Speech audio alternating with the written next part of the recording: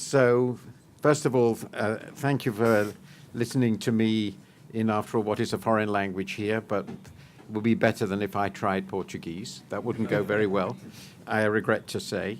I am honored to be here. The last time was, I just checked, it was exactly 7 years ago, in October 2010. The mood here was somewhat different at the time, as I'm sure you will realize. I didn't discuss the Brazilian economy. That was probably a good thing. I talked about different things. This time I'm going to talk about what's happening to the world economy. But since I've mostly focused on developed countries, what's the crisis in developed countries, it's going to be mostly about that. That's still reasonably justified because they're still a pretty large part of the world economy. In fact, they're still the biggest part of the world economy. But I will also talk about China, the new superpower. I'm going to say very little about Brazil. There are a few bits where Brazil appears. But I didn't think that was particularly useful for me to come and talk about your country, about which you certainly know more than I do. I'm not going to go there. And let me just start. Oh, why isn't this happening? Okay, let's go this way. That's fine. So what I'm going to do is my remarks are divided into 5 parts. The first part is a scene setting part, and it's about the period of history of economic and also political history we are going through, which in my view, this is hardly original, indeed it is completely obvious, is one of very profound historic transformation. And I will discuss the nature of that transformation. Then I will talk about where we are now in terms of the exit from what has come to be called the Great Recession, to differentiate it from the Great Depression. I think the term was invented by my compatriot Neil Ferguson. And I usually disagree with Neil, but I thought this was a very neat, nice label. Then I'm going to talk about the worries there are about our recovery, economic and then political. And finally, there'll be a brief conclusion. I have quite a number of charts because I like showing things with charts. As I've already said to Sergio, I'm very happy if they're distributed or posted, so you don't need to take notes and you can look at them afterwards if you want. Okay, let me start with the great transformation, the global transformation.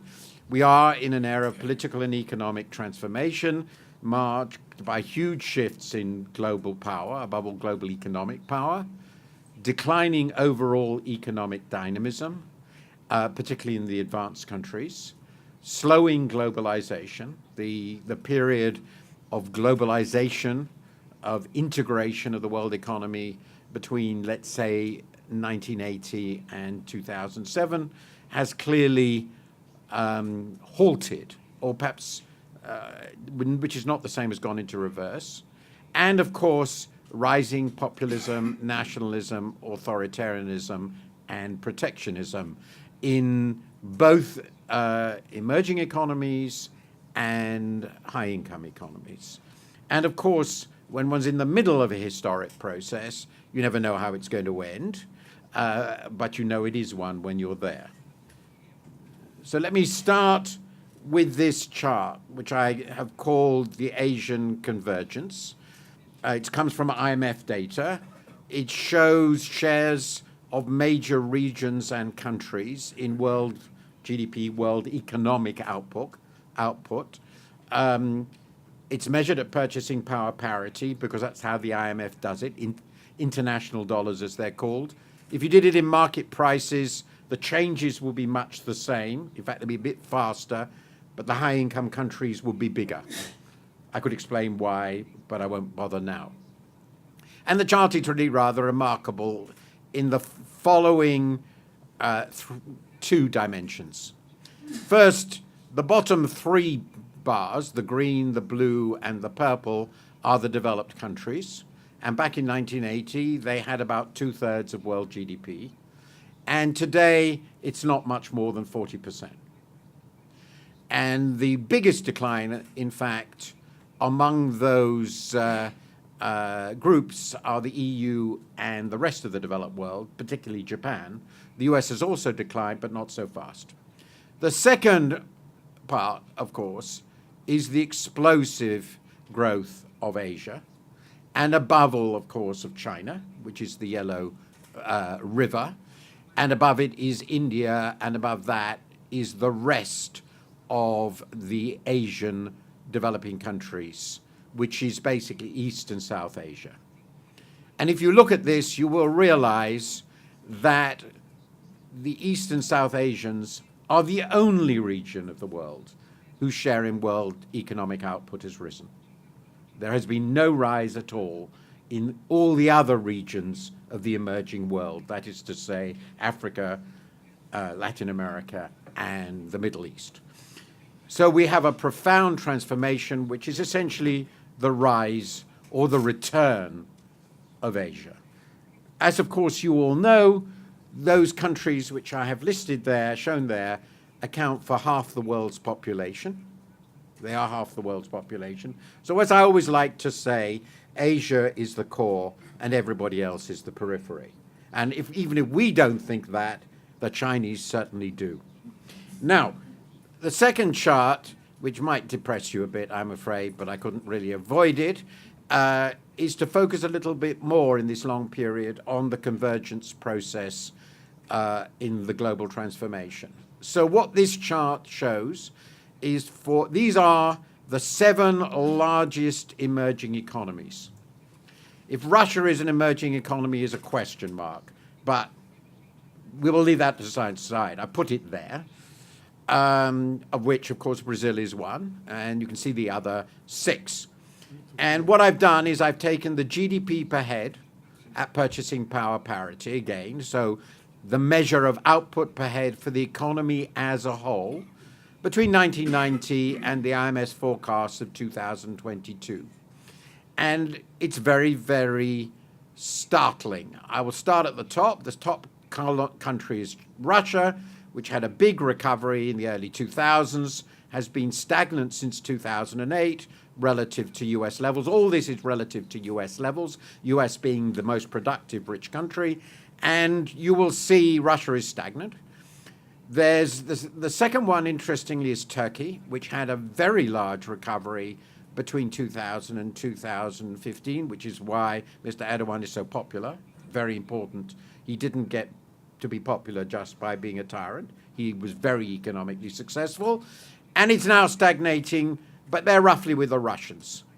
Immediately below them is the green line, is Mexico. And you will see Mexico has been remarkably constant in its ratio to the US, no convergence whatsoever. Immediately below Mexico, I'm afraid, is Brazil, and I'm not going to say any more about Brazil, but it's the yellow line. You can work out what's happened there very clearly. Below that is a rather interesting country, and a very important one, which in many ways is quite like Brazil in size and even in resources, and that's Indonesia, despite the fact that it's an archipelago, in terms of size, number of people, and so forth. Indonesia had a very good 90s, a catastrophic crisis, but a very, very good recovery. So it's been doing really rather well. And then below that is the most remarkable stories in our world, the two great giants, China and India. China is the orange color and India is the purple. Both of them started off in 1990 with GDP per head relative to the US of 3 or 4%, so basically destitute. And I'm afraid to say China's GDP per head by 2022 is forecast to pass yours and to match Mexico's. So that's the greatest transformation of this kind ever by any country ever, and given its scale, it is the most extraordinary event. And India is about, has grown on average about a little less than half of China. So that's the great convergence. Oh, sorry. The next thing I'm going to talk about is completely different, but very, very important. Even, I think, overall as important as what has happened in convergence. So this is a chart. It's essentially about global innovation, the rate of growth of productivity in the world's most productive major economy. It's been the most productive major economy since about 1880, when it surpassed the UK, which was, of course, the most productive in the early 19th century. And this is from Robert Gordon, and it shows, I think, a picture which is very, very fascinating. So it shows what's called total factor productivity growth, which is, to make it very simple, the best measure we have of the rate of innovation. It's the rate at which output increases relative to the growth of inputs. The inputs being human beings, people, labor, and a capital. So it's a rate of improvement in our technical know-how. And basically what it shows is that between 1920 and 1970, the US had an enormously long productivity boom. And this was related to the introduction of a whole series of new and transforming technologies. To give you some examples, there was electricity, there was the internal combustion engine, which brought, among other things, civil aviation, the motor car. There was radio communications, became global at this time. Of course, they'd been invented. Most of these things had been invented earlier. This is when they were brought into effect. The chemical industry really began at this time. The pharmaceutical industry, as we know it, began at this time.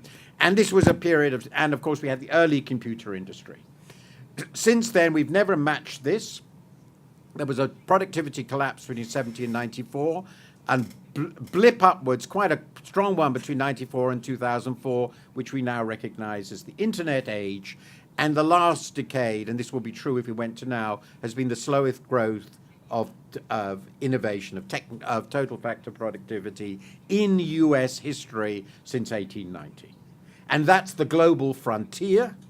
This is the global frontier. Everyone else is behind them, except from some tiny countries. So that says the rate of growth of innovation in the world at the moment is at an exceptionally slow rate. And maybe you want to talk afterwards about how that can be when we have all these technological innovations we're so proud of. And I'm very happy to talk about why these figures are right and the belief that we're in an era of exceptional technological change is completely wrong. I'm happy to discuss that if you want to. The next thing I want to talk about is what's happened to globalization. So this is a picture of, since 1970, between 1970 and 2015, of the openness of the world economy. So this is, the green line is the ratio of trade to world GDP. You can read that on the right scale. You see going up to about 50% of world output. And the brown line is external financial assets and liabilities for the major economies, which you can read on the left scale. And the crucial point is both measures exploded upwards at an extraordinary level. The brown line reached a level never experienced before in history. The green line also surpassed the previous peak, which was just before the First World War. And since 2007-8, the Great Recession, it stagnated. It hasn't collapsed, but it has stagnated. And the big question now is, will it now collapse? Will it stabilize at this level, or will it go on upwards again? I'm very happy to talk about that, but it will take me quite a long time to go through all that, so I'm going to pass it over, except to note that globalization is now resting. So those are the points I wanted to make about where we are in the global economic system as a whole, in terms of the great convergence, above all the rise of China, in terms of innovation and in terms of globalization. Now let me talk about exiting from the Great Recession. So the world economy is stabilizing. We're beginning to get reasonable growth basically everywhere. Every significant economy seems now to be growing at least a little. Okay? That's the first time since before 2008. So this is the first time since before 2008. So this is a big moment. We have growth is widely shared. Policy, of course, as I will be discussing, remains incredibly supportive. Monetary policy is incredibly supportive. But we had a pretty costly recession. We start with, this is one of my favorite charts, and it indicates where we've come to, and also the adjustment in our expectations over time, the worsening of our expectations. So each successive bar in this column in this chart shows the average growth of the next 6 years as forecast by the IMF in successive World Economic Outlooks, its flagship publication, starting with the spring of 2011 and ending in the spring of 2017, which was the last one, because the next one is only out on Wednesday. Okay, so it's the last one. And I show the world, the advanced economies, and the emerging and developing economies. And there are 2 or 3 things worth noting about this. First, the IMF has got consistently more pessimistic. Absolutely consistently more pessimistic. It was far too optimistic after the Great Recession about the bounce back, and it was wrong. It was clearly wrong. But second, those expectations have now at last basically stabilized. If you look at the emerging and developing countries and the advanced economies, the last set are basically stable.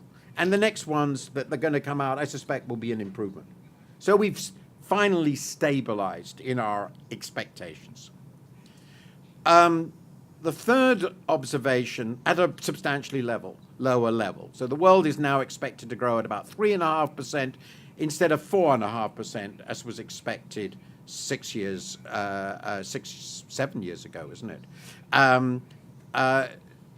The final thing that is worth noting, perhaps 2 other things are worth noting. The downgrade for the emerging economies is even bigger than for the advanced economies, and that's actually across the board.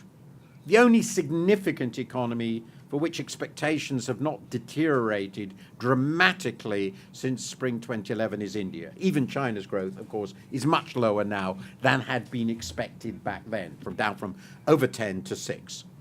And the final thing, which is even more important, I think, is that the emerging countries are expected to grow far faster than the advanced countries, even so. And many people tend to think that this is normal, because it's become normal, but it's only been true since the mid-90s. Prior to the mid-90s, the high-income countries and the developing and emerging countries grew at much the same rate, but since then, this gap has grown up. And that's basically because Asia is growing so much faster than everybody else. I'm going to come to that in a moment. Now let me just talk about the recovery in the developed world. So this is real GDP per head, which I've got again at PPP from the conference board, for the Eurozone and the United States. So they're the 2 biggest economies treating the Eurozone as a whole. And they're still a very large chunk of the world economy. And you can see the impact of the Great Recession and the steady but very slow recovery by the US, less than 2% a year in GDP per head terms since then. This is the weakest recovery by the US from a major recession that they have ever had. Because the recovery in the 30s, the recession was much deeper, was much faster. The Eurozone managed to have 2 crises. There was the first crisis, and then there was the Eurozone crisis of 2010, 11, and 12. That bottomed out in 2013. There is now a recovery. The Eurozone is roughly back to the starting point. Its growth rate is much the same as the US is now. That's quite important. It's sort of paralleled the US, but at a much lower level. And the result is the cumulative losses in terms of output in the Eurozone was significantly greater. But they are clearly both recovering at much the same slow rate. And this is also supported by this second chart about this recovery in the US and Eurozone, which shows what's happened to aggregate unemployment rates in the 2 regions. And you see they both had a very bad impact of the recession on their unemployment, and then the Eurozone recession drove it further up in the Eurozone to a peak of 12%. They're both declining. The US is back to where it was before the crisis, so that's why the Fed is tightening. And the Eurozone is not yet back to where it was before the crisis, which means it has a year or two, maybe three, of above trend growth potential. Trend growth in both cases is very low. I think it's very important to understand that trend growth, potential growth in the US is probably somewhere between 1.5% and 1.75%, unless something radical changes, which of course Mr. Trump promises, but we don't know whether it will happen. And in the Eurozone, trend growth is probably about 1.25%, the difference being more or less entirely demographic. The population is growing faster, the working population in the US, than the Eurozone. I thought I could put a chart showing real GDP per head in many developed countries, but I thought I should return to the emerging countries just to anchor it. This is what has happened to real GDP per head of my 7 countries since 2007, and it is pretty startling. It is pretty startling. So there will be no surprise that the top line is China. The second line is India. By the way, of course, I don't believe China's growth is really as steady as that. But there's little reason to doubt that it's that sort of growth rate, in my view. It's probably something like that. Then there's India, then there's Indonesia, then there's Turkey, and down there in the bottom are Russia and the 2 Latin American countries. So this really is an Asian growth story. In fact, if you look at Chinese data, you don't see any impact of the Great Recession at all. It's as if it never happened. China does not directly depend on industrial country growth. It is a new pole in the world economy, though a slightly fragile one. I thought I should also put this up because I think it's very important for your region, and quite encouraging too, which is what's happened to commodity prices. This is an aggregate basket for all commodities done in real terms using exports from manufacturing countries as the deflator. And you know the story, but it's an important one. There was a huge commodity boom in the early 2000s, a very brief collapse after that, then a huge commodity boom again and a collapse. And that created very big problems for commodity exporters, of course. But those prices have now stabilized. In fact, they've gone up a little. And they are now roughly at their average since 1970. So this suggests to me that real commodity prices are neither particularly cheap nor particularly expensive. They're at a mean, and at that point, maybe they will last at this level. Now, the second point about commodity prices, which you know very, very well, which is just as linked to this, the extraordinary point I made already about China, is that, of course, commodity prices are no longer driven by the high-income countries. They are driven by emerging economy demand, and again, above all, by Chinese demand. And I expect that to continue for the indefinite future. As China's commodity demand changes, and India will also increasingly get into it, they will shape the demand for commodities over the next 20, 30, or 40 years. And then the final point I wanted to make again on emerging countries is about interest rate normalization. So this shows interest rates on domestic currency bonds for Argentina, which is back in the market, Brazil, China, which is down at the bottom, India and Mexico. And the general picture for the major economies here, including Brazil, is that these are adjusting downwards to non-crisis levels, or are clearly at non-crisis levels. So domestic currency markets look reasonably stable for these major economies, provided there are no negative shocks, and that sort of supports growth in these countries. If we turn to forecasts for next year, so I'll just focus on next year for the developed countries and the emerging countries, it will support very much the broad picture I have been painting. So this is for the high-income countries. And what I've shown you here is the consensus of forecasts, the average of forecasters, back in January 2017, and the blue column is the most recent forecast. And the change shows you where people are getting more optimistic, the places about which they're getting more optimistic. And of course, the levels indicate how optimistic they are. And the important point to make is, if you look at this, is a consistent pattern of rising optimism about Europe, except for the UK, for very obvious reasons, because we are caught in the Brexit trap. Japan is also looking better. The most striking improvement, both in expectations and in levels, is Spain. Of course, what is going on in Spain right now might change this rather dramatically. And nobody knows, I certainly don't know, what is going to happen over the Catalan question. I have no idea whether the Catalans really will commit suicide or not, because that is, I'm afraid, what it would mean economically at the very least. My colleague Wolfgang Munchau has produced a wonderful column in the FT this morning describing just how bad it could be for Catalonia, but also for Spain. The US is going along at the moment about 2.3 to 4%, and that will cut unemployment further, and that is why the Fed will continue to tighten, because the Fed believes this is well above trend rate, and therefore they have to tighten to stop inflation rising.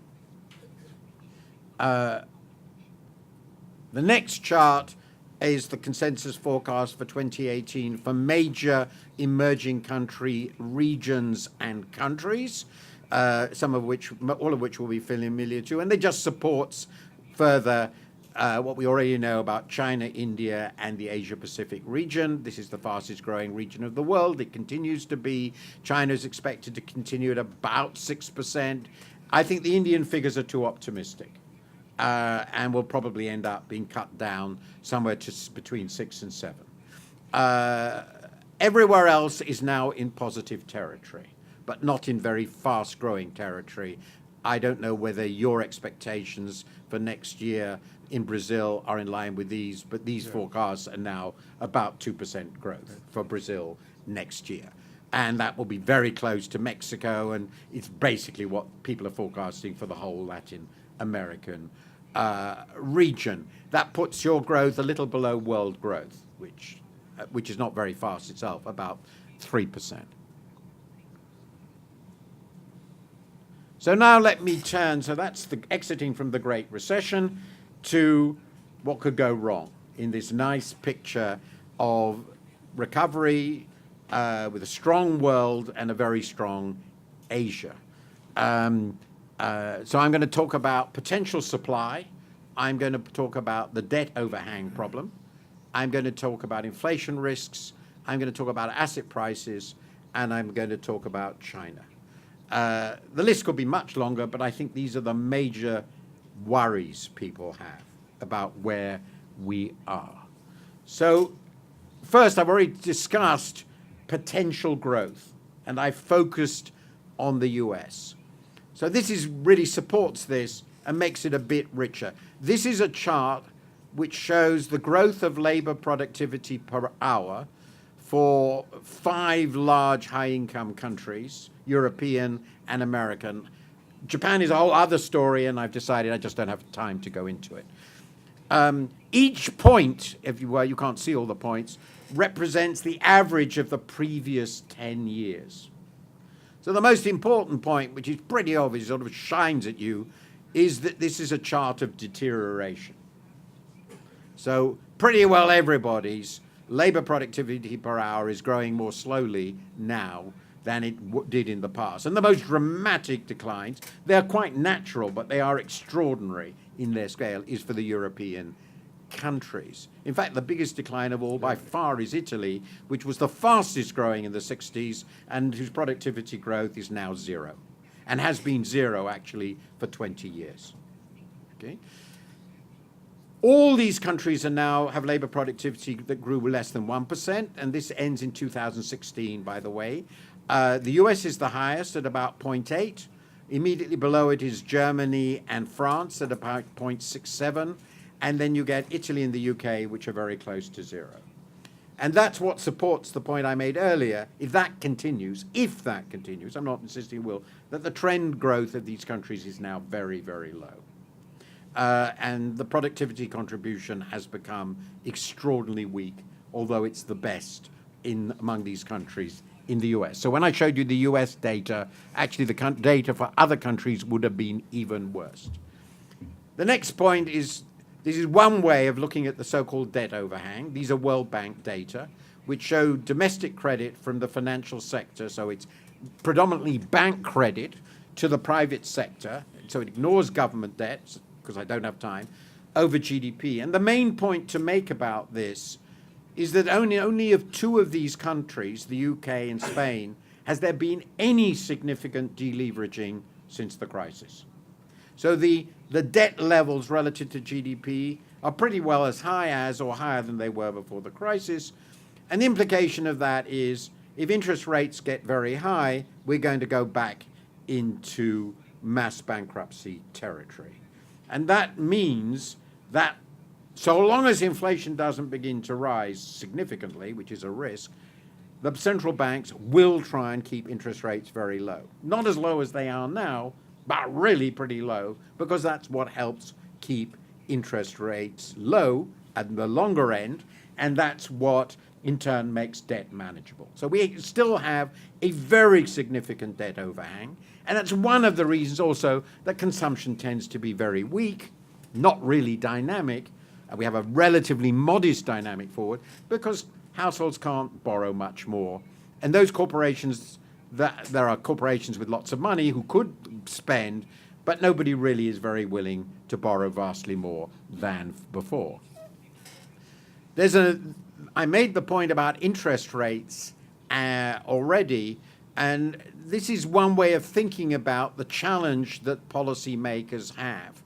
So this chart shows from 2000 onwards for the countries listed below, major high-income countries in Spain, the difference between the growth of nominal GDP in the year in question and the average level of government bond yields in the year in question. What makes debt easy to manage is when nominal GDP is growing faster, the growth of nominal GDP is significantly higher than the interest rate. That way you can grow out of debt. It's a very standard way of thinking about this. So central banks have wanted to achieve a situation in which, and policymakers have wanted to achieve a situation in which this gap is generally positive. And as you can see, if you look at the right-hand side, they have managed to get it positive for every single country. And that is one of the reasons worries about debt, worries about crises have disappeared. Why there's much more confidence, because this ratio has improved. You will see that 4 years ago, in Italy, in Spain, in France, the gap was the other way around, and the debt problem seemed very difficult to manage, and that's why we had the crisis of 2012. This is a sign of policy that has been working in managing debt. So we have the debt overhang, but as long as interest rates remain in this ratio relationship with nominal GDP, we're probably all right. And helping that, of course, is shown in this chart, is the stupendously easy monetary policy of the developed world. So these are the interest rates of all the major developed central banks plus the Swiss central bank. I put that in because you have this beautiful blue line of negative interest rates. You have to pay the Swiss bank to take your money, which is a nice deal for the Swiss central bank, obviously. But basically what this shows you is, except for the Fed, where you see the little green bumps upwards at the end, we're in a period of extraordinarily easy monetary policy, and I haven't shown you the central bank balance sheet either. I always go back to 1990 with this chart just to remind people that Japan has had near zero interest rates for 23 years, and its main worry is that it can't get inflation to 2%. And I can tell you very confidently that no economist would have thought this was possible until it has happened. It indicates the depth of the deflationary forces that can be at work. And my view is, in all probability, we are in a similar, though not such a bad situation in the developed countries, and are likely to remain with very low interest rates for a very long time. I would have put up, but I didn't have the space for it, a chart which has Bank of England intervention rates since 1693. I don't know, I mean 1693. And the current interest rates, which are 0.25%, well, I put it down, prior to 2008, in all those more than 300 years, we never went below 2%. Never. In 2 world wars, the Great Depression, the Napoleonic War, British interest rates never went below 2%, and they've now been below 2% for a decade. And it's an indication of what an extraordinary period of monetary policy this is. As I indicated, despite this monetary policy, inflation has remained very well contained, except in Britain, which is the brown line creeping up at the end because of the collapse of sterling following the Brexit vote. These are core inflation rates, and if you look at the right-hand side, you will see that in every case they're below the target, which is 2%. The ECB has failed to get close to 2% since 2008. So it has failed to hit its target on the below side for nearly 10 years, 9 years, and Japan, of course, has failed to hit its target forever. So despite ultra-easy monetary policy, because demand is so weak, we have this chronically low inflation, and it remains the case. I also said I'd say something about China before I turn briefly to the politics. The Chinese challenge. What is China's big challenge? And I'm going to put, this is just the macroeconomics. There are many other things. But I've got 2 charts on this which I think are very revealing. They're helpful to think about. So this is the structure of spending in the Chinese economy. You can think of it, if you like, as the mirror image of Brazil. So right up at the top, this is the net exports, the external surplus. The next block is investment as a share of GDP, which has no historic parallels. Absolutely none. The next block below is government consumption, and the blue block at the bottom is private consumption. So I think your private consumption is over 60%, and theirs is 39%. So how did they get here, and what does it mean for the economy? Well, back in 2000, they had a much more normal structure. And they were growing at 10%, with 34% investment, 47% private consumption. But they then shifted to a highly capital-intensive and highly export-intensive mode.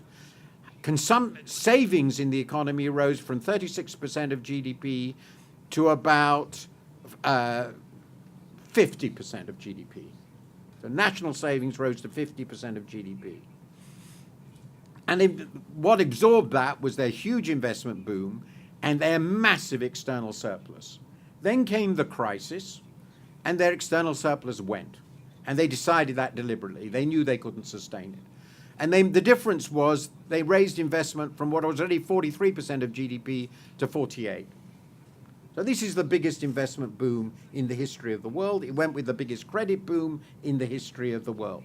And it happened precisely when China's underlying trend growth started to slow. So the growth rate went from 10 to 6, while the investment rate shot up to nearly 50% of GDP. It takes no great genius to work out that the marginal return on investment in China has been falling very fast. It's obvious. And a lot of it is wasted, and they know it. They know it. But it has sustained demand, and they're dependent on this to sustain demand. It's slowly declining. You can see, very slowly, but they're still investing far too much to support growth at this rate, and a lot of it is wasted. And what they're trying to do is to reverse the whole shift that they had from 2000, and it'll probably take them 10 years to do so at the current rate. So your problem is you invest too little and save too little, and their problem is they invest too much and they save too much. So there's a via media between you two. You should be more like them and they should be more like you, and it might happen slowly. The downside of this is that to sustain this growth of investment, they've indulged, and this is just one of many indicators, in an enormous credit boom, which is ongoing and continuous. So there's ever more debt accumulating in the system. I think this is manageable because ultimately China's a creditor nation, its banks are part of the government and so forth, but the debt will not be able to accumulate at this rate forever. So the question is, can they make the adjustment in the real economy fast enough to avoid a really serious debt crisis in some form? And the answer to this is we don't know. But I think it is the most interesting and important macroeconomic question facing the world because on it depends on the stability of the Chinese economy and the Chinese political system. I've got no more to say about that, but I will talk about one final thing, which is asset prices in the world. This is, in this chart, I've inverted the very famous cyclically adjusted price-earnings ratio of Robert Shiller, a very great Nobel Prize-winning economist. And that's the brown line. So you can think of that as the real return on US stocks, cyclically adjusted. And all you need to notice is that right now, it's pretty well as low as it's ever been. That goes back to 1880. This is possible because real interest rates are so low. If real interest rates were to recover, these stock prices would certainly adjust downwards, and we would have a very large stock market adjustment, as we did in 2000. And this is one of the big and final risks, asset price adjustment, if real interest rates normalize. Political worries, and this is my very last section, and I know I've just about exhausted my time, but I will get through it quickly. Populism, the crisis of democracy, pretty obvious. Trump and the end of US hegemony, Brexit and the diminution of the EU, Mr. Xi and the restoration of the Communist Party. There are some huge political upheavals going on in the world, which is pretty obvious in the stability of the Western democratic systems, most notably, fascinatingly, in the US and UK, which most of us probably regarded as relatively stable and mature democracies. They're the oldest major democracies in the Western world, pretty obviously. And we have a real reversal in the Chinese liberalization process. This raises huge questions. I just wanted to show one chart which relates, I have many others, but I don't have time, to the rise of populism in the West. This shows the proportion of households that experience flat or falling real incomes from wages and capital between 2005 and 14 for a number of significant countries and a weighted average of 25 high-income countries. And all you really need to know is that in these countries, between 60 and 100% of the population experience stagnant real incomes. This is the first time that has happened since the Second World War. You might think back to the 80s in Brazil, perhaps, the lost decade. It's a lost decade. And the people are very angry about this lost decade, first because they didn't expect it, and second because they think it was triggered by the corruption and incompetence of their elites, particularly their bankers. And that has emerged as a salient and powerful populist political force on both the left and the right, and it will not go away soon. There are many other factors, but at the economic level, I think this is the most fundamental. I should stress just one other thing before I pass from the politics, because I didn't in my remarks, but I thought added. It is obvious, in addition to the instability internally, is that this is changing the foreign policies of some very important players. And I think it's in part because of the restoration of China, the view that China now has, which it didn't have 20 years ago, that it is again a great power, led by a man who believes in China as a great power. And because Mr. Trump has been elected the President of the United States, and because the US and China are the two most important countries in the world, and because they are so profoundly different culturally and in their historical experience and in their view of the world, the potential for misunderstandings leading to conflict is, in my view, extremely high.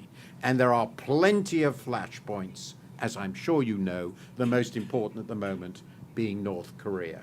So the whole global system, which now, as it did not 20 years ago, depends on the stability of the relationship between the incumbent superpower and the rising superpower, has to be in question. So my conclusion is we have a good, strong cyclical recovery. It's not structural. Underlying trend growth is lower than we thought it was 6 or 7 years ago, pretty well everywhere. There's almost no country, in fact, I think there is no country where we think that its trend growth is higher than we thought it was 7 or 8 years ago. And I think that's true here too. It's certainly true in China, it's true in India, it's untrue in all the developed countries. There may be some small exceptions, but there are no significant ones. Now, of course, if we now found productivity starting to rise again here and in other countries, that would make the world look much better. It's a freebie. It makes everyone feel better off. But we see no sign of this at the moment. And that's a problem. It's a real worry. It's why I stress this. There are significant risks. Inflation might rise. It's very well contained. That would lead to big interest rate jumps and renewed crisis, in my view. Protectionism, a big worry that comes out of the populism, and asset prices are very vulnerable, particularly stock prices. The secular stagnation story is, I think, more likely than the story of productivity upsurge. That would mean low global growth, low long-term yields, both real and nominal. It might be stable, but it will be rather stagnant. It wouldn't feel much fun. It wouldn't feel like the pre-2007 period, which was an exceptional one-off credit boom across the world, which offset the secular stagnation story. The underlying sources of China's macroeconomic fragility, which I've discussed, are unresolved, though they are very glacially being resolved. Shifts are now occurring, which will ultimately resolve that. The ability of the Chinese to manage this is an enormously important question. And a final point I wanted to make, well, I more or less kept within my schedule, 45 minutes. Obviously, for the reasons I've tried to outline at the beginning and throughout, the geopolitical order of our world has become destabilized, or is unstable, because we are moving for the first time for centuries from a Western-dominated world into a world in which the West is no longer dominant and will become decreasingly dominant as the years pass. Ineluctably, as I've often said, in the end, 12% of the world's population, which is the Western share, plus Japan, cannot run the world indefinitely. Western powers have different degrees of ability to cope with this. The Europeans have given up on hegemonic ambitions. Their tryst with history, as it like, as a variant on Nehru's tryst with destiny, was definitively over with the Second World War.